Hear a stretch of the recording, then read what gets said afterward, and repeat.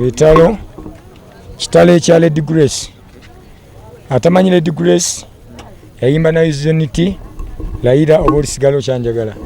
nayimba abagenyi bagamba nyimba nyingi ate muyimbi mulungi so kitalo nnyo oyanfiiridde mu ngalo kuba namulese nga manya afudde n'atuka mu kkubo nadde engulu so bwe ntuuse wano abasawo bakoze ekituufu mbadde sirabangako nga mpula abasawo tebaba serious naye leero abasawo ba wano bakoze nga teri ambuuza 10 era ssente zenfulumizza za ddagala nze ndyegulira so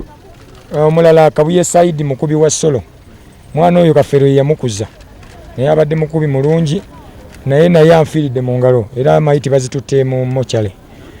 ekirala muganda wa Lagafaya mumumanyi yali manager wa Budu abadde kati akola n'alimpa kati Lagafaya ye atambulamu naye engeri gy'atabulidi nze naye neeraliikirira ngambye abasawo bamutandikeko balabe so muganda wa Lagafaya yayabisa akataago bamukebedde mbadde mu sikaani ngambiraba bamukebedde yabisa akataago abulidinga nnyo kati baagala eddagala lyerino nvaddira muzalya mitwalo 15 ebintu bye bansabye eddagala n'ebiki bye bansabye bagenda kumulongoosa basobole okuziba emisuwa ndowooza kataago baba kajjamu simanyi biddirira basobole okuziba emisuwa benga tabulidinga naye baŋŋambye nti bwalwawo ayinza okufa naye abaganda ba Lagafayo babasenga babadde wano mbagambye ekya ssente kati bambuzeeko nze gwe baliko sinneebaka kuva kiro kati badduse sibalaba okitegeera siina wadde 10 famire ya alimpa yakutuse okugulu ndowooza amagumba 2 gafulumye okomo yamenyekedde wano wakati mu kisambi wano bwe wati kugulu kuzimbye nnyo okulala oba kwasookeddewa kati baba musibyeko bibandegi naye mmaze okugula eddagala baganda be bampadde mitwalo 12 n'engula ebyetaagisa bigenda okukola nga bamulongoosa bagenze muteeka mu fyeta okutereeza kugulu okwo so tumusabire tulabe nga addamu nze bangula so bwe bangula nabadde n'ekivulu ekirala naye nasoose semuto ekituufu natuuseeyo nensanga Kasasa nga simanyi bali ku kipande nasanze Kasasa Mugema ne Nagamanage ne bansookawo ne baleka nga ninye stage ne bavuga naye Kasasa ngambye nti bwe yatuuse mu kkubo yayisizza alimpa emmotoka yabayiseeko ng'edduka ko Mugema nti oyo alimpa ko Kasasa nga adduka nnyo kati nze kyensuubira nze bwe namaze okuyimba navuze nga nzira Kampala nabadde ne manager ne bounce wange wuyo nemba n'omwana mbakinga n'omulala bwe natuuse mu kkubo naamirise engendo yabaddemu natuuse mu kkubo nensanga accident ng'omwana omu wali awo ne mukazi wambuze simanyi famire ye bazze naye ate banneekweka kazi omwana bamutunze yenna yayabise wano kati gwe nasoose olaba ku kkubo ng'ayiika omusaayi neŋŋamba katuyambe abantu bano neŋŋamba manager niga nga tuyambe abantu ko sengendo batera okusiba oyinza okubayamba n'ofuna obuzibu tugende ko nze sireka muntu ku kkubo wadde simumanyi mu kuvaamu bwe nti ate sengendo ye yaŋŋambye ono muganda wa Lagafaya ne mugamba oke ngenda okuwulira ng'alimpa agamba jjajja bamweyana ndi eno namenyisa amagulu nenziruka ne tukka wansi ngenda okutuuka nga Lagafaya agudde mu mazzi waati asirise kuba mbaleese bonna batintima nga bannyogovu bagudde mu mazzi mu mugga nenzigyayo Lagafaya ne bamutwala ku mmotoka ne bano ababadde waggulu ababiri muganda wa Lagafaya n'omulala gwe simanyawo ne babateeka waggulu kati ngenda okunoonya babadde bakateekayo 5 nabadde ndi mu kuŋŋaanya ensawo nasigadde mu mmotoka nga nnoonya amasimu n'ensawo era essimu najjayo 2 zino simanyi bannyinizo naye nno ndabye bwe njikubyeko maama wa Lagafaya n'ankwata kitegeeza ennamba njijje muno tegeeza maama wa Lagafaya essimu erabika ya Lagafaya so kano simanyineko kati bwe nzijeeyo ensawo nembiteeka mu mmotoka ensawo n'essimu zino ne baŋŋamba yanguwa nenjagala nzijeeyo baage badde yalimpa bano baŋŋambye yabadde yalimpa ekisawo ekya red nayagadde nkijeeyo naye nga nti okugenda mu mazzi nga simanyi buwanvu buliwo nenkola kino enkireka ne baŋŋamba so ne bagamba tunoonye wayinza okubaawo eyafiiridde wansi oba yasigaddeyo kuba emmotoka yeefudde negwa mu mugga bayinza okuba yabatuuliddeko zibadde ziwera ndowooza 11 n'asikawo okitegeera eki biri eri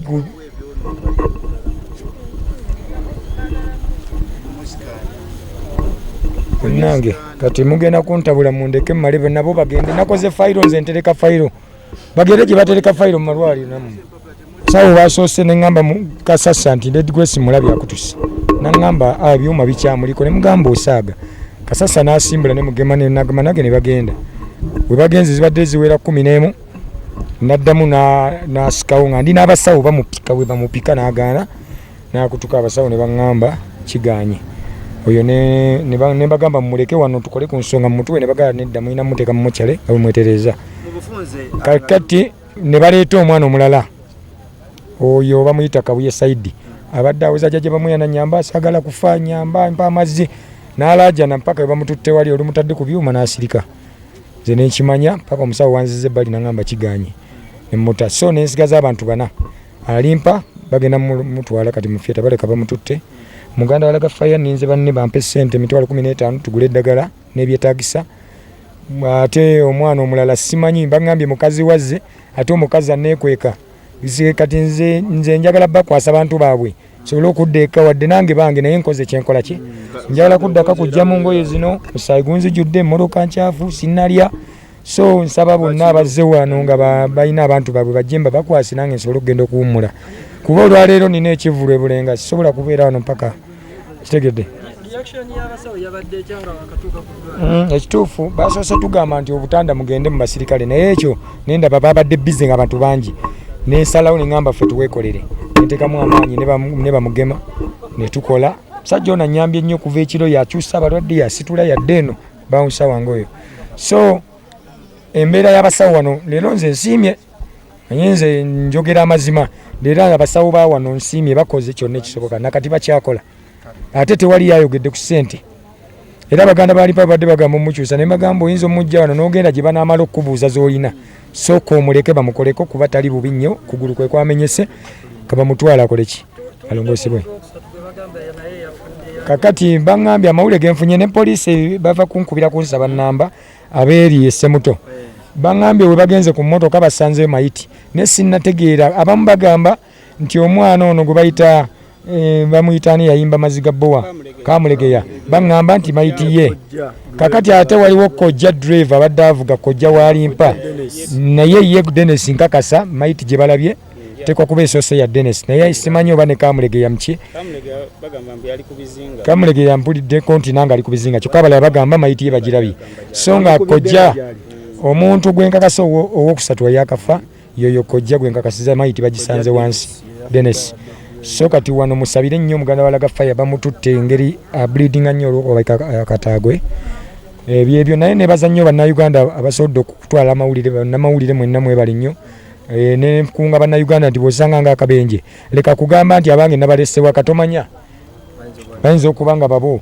so mubeere begendereza nnyo ng'oyita kubagudde ku accident ekirala nebaza ba management yange nti nabagobye mu mmotoka neŋŋamba niga vaamu baana bonna babakinga neŋŋamba musigale kantwale bano basengendo nabalese ku kkubo n'abakubi b'ebivuga so mbebaza kuba bagondedde ekintu ate nenyamba abalala